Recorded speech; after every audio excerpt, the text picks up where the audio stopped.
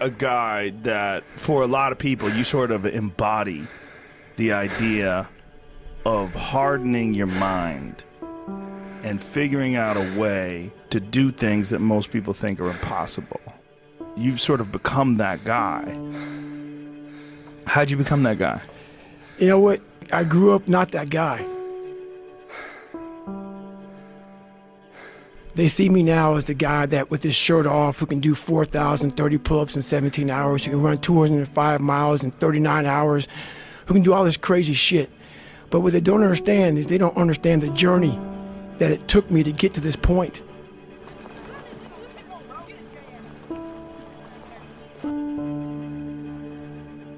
My dad beat the shit out of me when I was growing up. My dad owned skating rinks, he owned bars, he ran prostitutes from Canada to Buffalo, New York.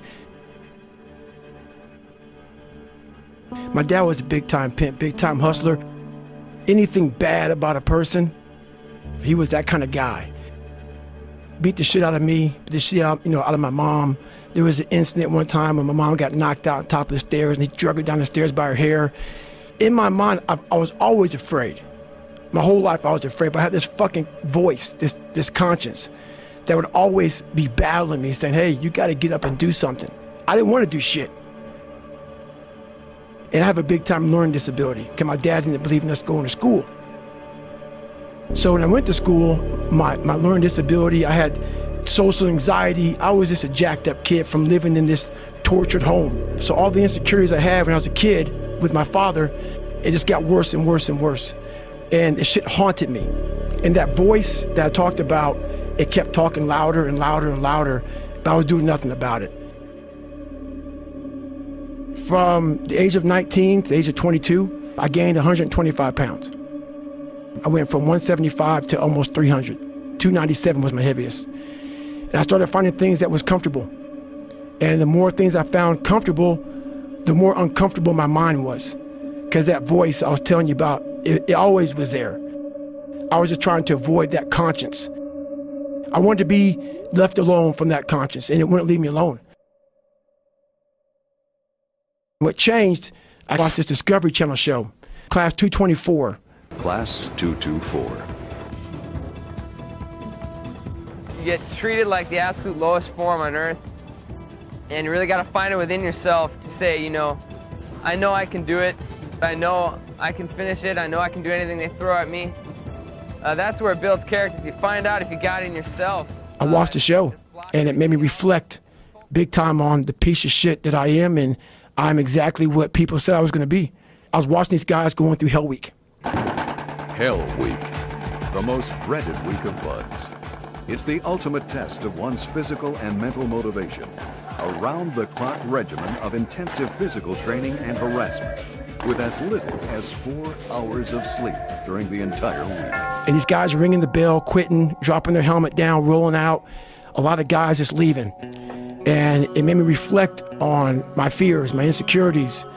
And I saw real men, what I thought were real men who were staying, who were overcoming adversity, who were overcoming all these different things that I had blamed so many fucking people in my life, my dad, my mom for not being there, my learning disability, my skin color.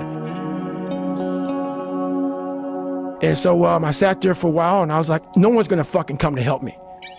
No one's gonna fucking come to help me. It's fucking me against me, period.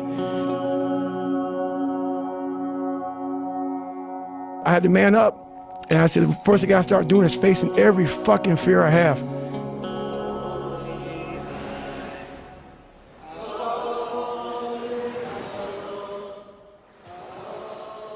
So I started calling recruiters up. I said, I'm gonna go be a fucking Navy SEAL. There's a weight and height limit to get in the military. And I was 6'1" and 297. And I called this guy named Steven Salgio, recruiter, up. And he said, hey, come on in. He saw me, put me through the weight standard, all this other stuff. And to get into the class I had to lose 106 pounds in less than 3 months. So I was like, fuck that, I can't do that. I grabbed my chocolate milkshake and went back to Ecolab, respray for cockroaches. I'm going back to work, man. This is my life.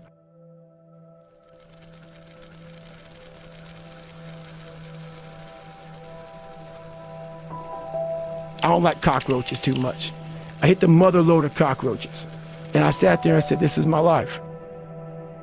This ain't gonna be it for me. So I quit my job, got back in my Ecolab truck, and I went home. So my first run, when I decided to lose the weight, I was, like I said, 297. I was about 32% body fat. My idea was to run 4 miles for my first run. I didn't know how bad it's gonna fucking hurt me. I used to run before I was fat, and I was like, fuck it, I can do this. I ran a 1/4 mile and walked home. I walked home and sat on my couch and cried. I said, man, I can't fucking do this shit. I don't know what I'm gonna do. And my mind just kept fucking with me. And kept fucking, you're not good enough, man. This isn't for you, man. These guys are the baddest motherfuckers on the planet Earth. You're not that. How do you move forward? What it was, and it's kind of funny, I was obsessed with Rocky. And I would fast forward with the little VHS tapes to round 14. Round 14 fucked me up like nobody's business. Hard left and the right combination. What is keeping him up, Bill? I don't know. When Apollo Creed beat the fucking shit out of Rocky, beat the shit out of him, he kept fighting. He was a dumb fighter, couldn't read, couldn't write. That was me.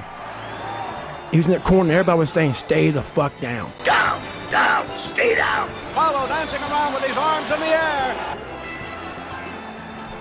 And him getting up, Apollo Creed raised his arms up in the fucking air, turned around, thought he won the fight. He turns around and sees this guy getting up, and it was the face of Apollo Creed that changed my life. The face of Apollo Creed. It was like, just by that motherfucker getting up, not winning, just by him getting the fuck up, Rocky had taken his soul. Had literally taken his soul. His head goes down, he looks at him like, what the fuck are you? I wanted to be that. I wanted to be the guy that people looked at. I don't care if you liked me or didn't like, I don't care. But it said, this motherfucker is gonna keep coming after whatever the fuck is in front of him. I wanted that.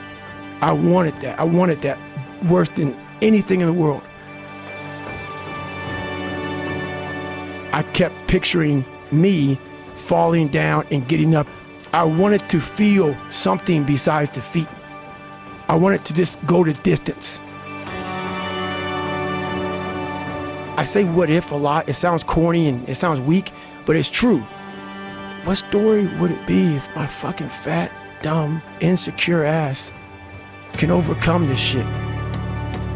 What if I can be a SEAL, man? How would that feel? To go from this fat, insecure motherfucker to one of the best guys on the planet Earth, this journey is gonna take something that is gonna be incomprehensible to most people. So I would sit on my couch saying, who at 297, who can't fucking swim that great, who's scared of the fucking water, would have the fucking balls? Who had the balls to fucking man up, quit a job, and to put everything on himself? So it's how I started talking to myself and putting myself in a whole different category, and that would fuel me the next day, and I just kept using that as fuel and fuel. No one would do this shit. No one would do this shit. You're the baddest motherfucker around. You're the baddest motherfucker ever lived. I just kept fueling me with the right kind of message that I needed to hear that I was never telling myself.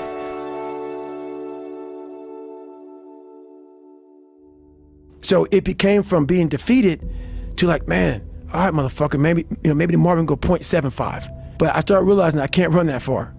So what I did was I became damn near a professional cyclist with the miles I put on the bike. I rode a bike a lot to lose the first initial kind of weight because my bones were just hurting so bad. My body was just broken. And then the bike got easier. I was able to run more. I went from like 1 mile. 1 mile was a great accomplishment. 2 miles, and then from 2 to 3 was a big one. Then I went from 3 to 6. They have a warning order that they give people to get ready for buds. And the whole thing was running 6 miles 5 days a week. And that was my goal. I failed, I'll go back to scratch. I use some positive motivation. I have like one day where I'm like fucking defeated. But I started realizing this is part of the process. This is part of the journey versus just saying, like I used to, I'm just not good enough. We always say that shit. I'm just not good enough, and then we try something else. I'm gonna fucking make myself good enough. And that became my mentality. I had to invent a guy that didn't exist. I had to invent a guy that can take any pain, any suffering, any kind of judgment. I had to build this callous mind And I built it through suffering.